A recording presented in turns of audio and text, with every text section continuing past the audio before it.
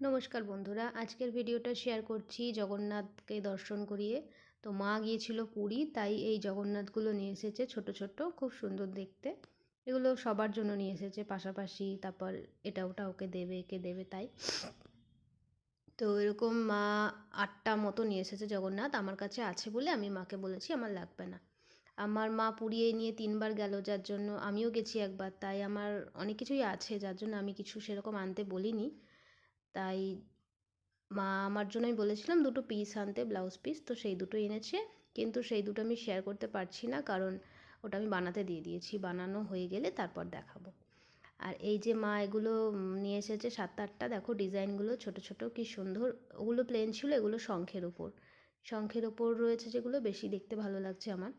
আমার কাছে প্লেন আছে, তাই আমি আর বলেছি আমি নেব না। আর খাজা তো নিয়ে এসেছে, ওটা আর শেয়ার করার কিছু নেই, তাই আর দেখালাম না।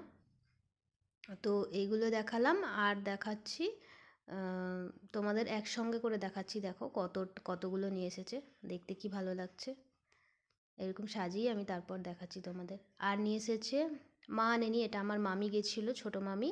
তো মা, ছোটো মামি আরও অনেকে গিয়েছিল।